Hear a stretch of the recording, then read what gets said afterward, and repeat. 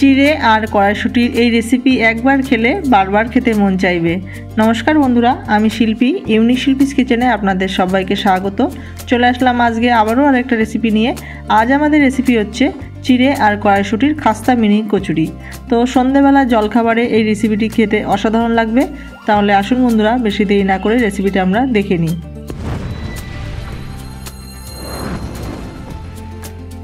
রেসিপিটি করার জন্য দেখুন বন্ধুরা, আমি এখানে বাটি মাপের 2 বাটি আমি চিড়ে নিয়েছি। আমি এখানে পাতলা চিড়ে নিয়েছি, আপনারা চাইলে মোটা চিড়েও নিতে পারেন।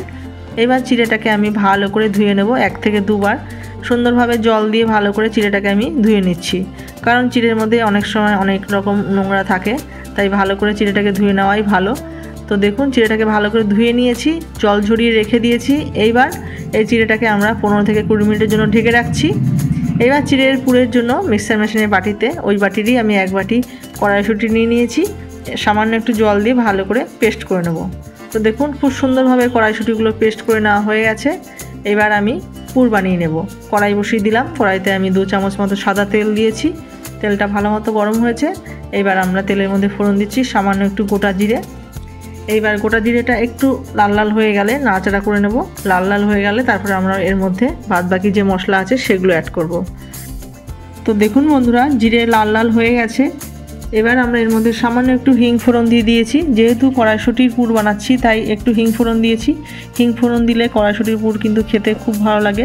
আপনাদের যদি অপছন্দ হয় দেবেন না, তবে দিলে খুবই ভালো হয়। হিংটা একটু নাড়াচাড়া করে নিয়েছি, খুব সামান্যই আমি হিং দিয়েছিলাম। তারপরে আমরা এর মধ্যে 1/2 চামচ মতো আদা বাটা আর 1/2 চামচ মতো লঙ্কা বাটা দিয়ে নিয়েছি। আদা আর কাঁচা লঙ্কা আমি গ্রেট করে নিয়েছিলাম, পুরোপুরি বাটিনি। এবার আদা কাঁচা লঙ্কা সুন্দরভাবে কষানো হয়ে গেছে। কাঁচা গন্ধ বেরিয়ে যাওয়ার পর আমরা এর মধ্যে যে কড়াইশুঁটিগুলো পেস্ট করে রেখেছিলাম সেই কড়াইশুঁটির পেস্ট অ্যাড করে দিচ্ছি। এবার কড়াইশুঁটির পেস্ট আদা কাঁচা লঙ্কার সঙ্গে ভালো করে মিশিয়ে আমরা একটু কষিয়ে নেব। তো দেখুন, খুব সুন্দরভাবে গ্যাসের ফ্লেমটাকে লো মিডিয়াম করে নিয়ে কড়াইশুঁটির পুরগুলোকে কষিয়ে নিচ্ছি। তো এই কড়াইশুঁটির পুর করতে কিন্তু খুব একটা সময় লাগে না, 6 থেকে 7 মিনিটেই হয়ে যাবে। তো নাড়াচাড়া করে নিয়েছি। এইবার এর মধ্যে আমরা পরিমাণ মতো লবণ আর সামান্য একটু হলুদ গুঁড়ো দিয়ে মিশিয়ে নিয়ে আবারও নাড়াচাড়া করে নিয়ে কষিয়ে নিচ্ছি। জলটা শুকিয়ে গেলে তারপর আমরা গ্যাসের ফ্লেমটাকে অফ করে দেবো। তো নাড়াচাড়া করে নিয়েছি। দেখুন বন্ধুরা, কড়াই থেকে ছেড়ে দিয়েছে কড়াইশুঁটির পুরগুলো। এইবার আমরা এর মধ্যে সামান্য একটু চিনি অ্যাড করব নামানোর আগে। তো স্বাদের ব্যালেন্সের জন্য একটু চিনি দিলাম, আপনারা চাইলে নাও দিতে পারেন। আর সামান্য একটু গরম মশলার গুঁড়ো দিলাম। এবার চিনি গরম মশলার গুঁড়ো কড়াইশুঁটির পুরগুলোর সঙ্গে ভালো করে মিশিয়ে গ্যাসের ফ্লেমটাকে অফ করে দেবো। তো দেখুন, কড়াইশুঁটির পুর কিন্তু আমার এবার পুরোপুরি রেডি হয়ে গেছে। এবার এটাকে আমরা ঠান্ডা করে নিচ্ছি। ওইদিকে পুর ঠান্ডা হতে থাকুক, এদিকে আমরা যে চিড়েটা ভিজিয়ে রেখেছিলাম, মানে জল ঝরিয়ে রেখেছিলাম, দেখুন পুরোপুরি নরম হয়ে গেছে। এবার এটাকে আমরা ভালো করে মাখিয়ে নেব। তো মাখানোর আগে আমরা এর মধ্যে পরিমাণ মতো একটু লবণ দিয়ে দিচ্ছি আর সামান্য একটু স্বাদের ব্যালেন্সের জন্য চিনি দিয়ে দিচ্ছি। চিনি দিলে একটু খাস্তা হবে। তো এবার ভালো করে লবণ চিনি চিড়ের সঙ্গে ভালো করে মাখিয়ে নেব। চিড়েগুলো যেহেতু আমি পাতলা নিয়েছি তাই মাখানোর জন্য আর কোনো রকম জলের প্রয়োজন হচ্ছে না। আপনারা যদি মোটা চিড়ে নেন তাহলে কিন্তু মাখানোর জন্য একটু হলেও জলের প্রয়োজন হতে পারে। তো দেখুন, আমি সুন্দরভাবে চিড়েগুলোকে মাখিয়ে নিচ্ছি। যেভাবে আমরা আটা বা ময়দা মাখি সেভাবেই স্মুথভাবে মাখিয়ে নেব। আর দেখুন, হাতে একটু চ্যাটচ্যাটে ভাব লাগছে, তাই আমি 2 চামচ মতো সাদা তেল দিয়ে দিলাম। তাহলে হাতেও লাগবে না আর কচুরিগুলো খেতেও খাস্তা হবে। আপনারা অবশ্যই কিন্তু তেলের ব্যবহারটা করবেন। এইবার তেল দিয়ে ভালো করে চিড়ের ডোটাকে আমরা সুন্দরভাবে মসৃণ করে মেখে নেব। যেভাবে আমরা আটা বা ময়দা মাখি লুচি বা কচুরির জন্য, সেভাবেই স্মুথভাবে মেখে নেব। তো দেখুন বন্ধুরা, তেল দেওয়ার কারণে কিন্তু চিড়ের ডোটার হাতে লাগছে না, স্মুথভাবে মাখানো হয়ে গেছে। তো এইবার আমরা ছোটো ছোটো টুকরো করে লেচি করে নেব। তো খুব বেশি বড় সাইজ করব না, ছোটো ছোটো টুকরো করেই আমরা লেচি করে নেব। যেহেতু মিনি কচুরি বানাচ্ছি তাই এরকম সাইজের ছোটো ছোটো টুকরো করে লেচি করে নিচ্ছি। তো এইভাবে এক এক করে সবকটি লেচি আমি করে নেব।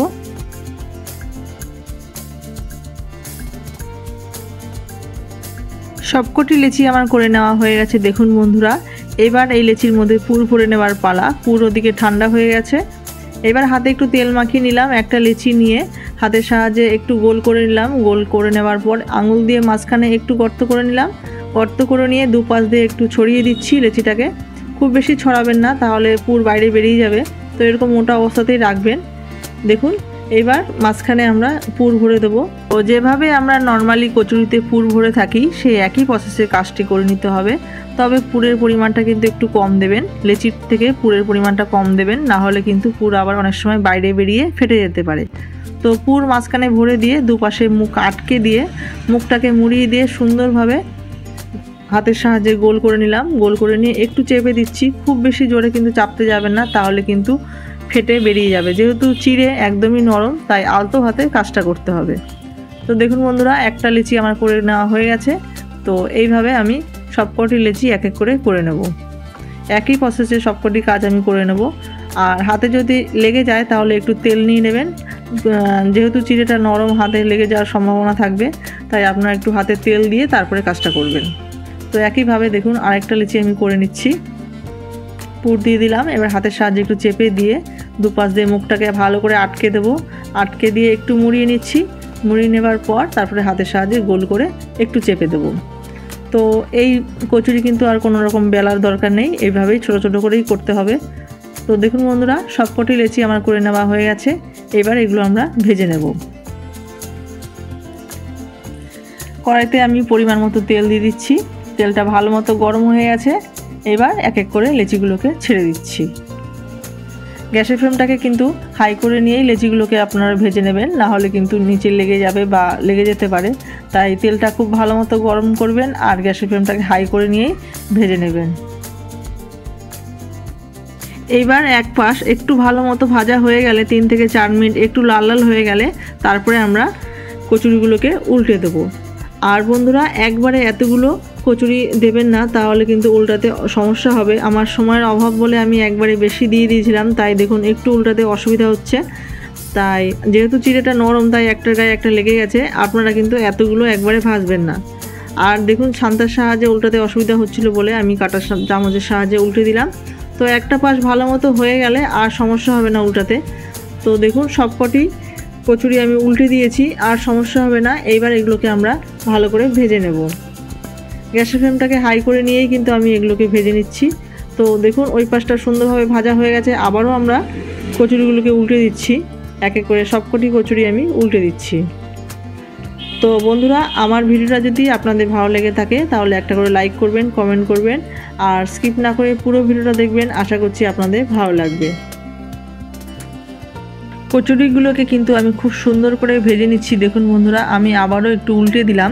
একটু লাল লাল করে ভেজে নেব কচুরিগুলোকে, যেহেতু চিড়ে নরম একটু লাল লাল করেই ভেজে নিতে হবে। গ্যাসের ফ্লেমটা মিডিয়াম হাই করে নিয়েছি। তো লাল লাল করে ভেজে নিলে কচুরিগুলো বেশ ক্রিস্পি হবে ওপর দিয়ে, আর ভেতর দিয়ে নরম থাকবে, খেতে অসাধারণ লাগবে। তো দেখুন আমার কচুরি ভাজা কিন্তু পুরোপুরি রেডি হয়ে গেছে। এবার আমি নামিয়ে নিচ্ছি। এভাবে এক এক করে সবকটি কচুরি আমি নামিয়ে নেব। সবকটি কচুরি আমার ভেজে নেওয়া হয়ে গেছে। এইবার গরম গরম সসের সাথে পরিবেশন করুন লবণের স্বাদের চিড়ে আর কড়াইশুঁটির মিনি খাস্তা কচুরি। তো দেখুন বন্ধুরা, কচুরিগুলো কতটা ক্রিস্পি হয়েছে আমি আপনাদের ভেঙে দেখাচ্ছি। তো দেখেছেন কতটা ক্রিস্পি হয়েছে আর ভেতরটা কতটা নরম হয়েছে। তাহলে বন্ধুরা, আজকে আমাদের চিড়ে আর কড়াইশুঁটির মিনি খাস্তা কচুরির রেসিপিটি কেমন হয়েছে আপনারা কমেন্ট করে জানাবেন। রেসিপিটা ভালো লাগলে like, comment, share and subscribe করতে ভুলবেন না। চ্যানেলে যারা নতুন বন্ধু আছেন তাদেরকে অসংখ্য ধন্যবাদ, আর পুরনো যারা বন্ধু তাদেরকেও অসংখ্য ধন্যবাদ জানিয়ে আজকের ভিডিওটা আমি এখানেই শেষ করছি। আপনারা সবাই ভালো থাকবেন, সুস্থ থাকবেন। দেখা হচ্ছে পরবর্তী কোনো রেসিপি নিয়ে। ধন্যবাদ।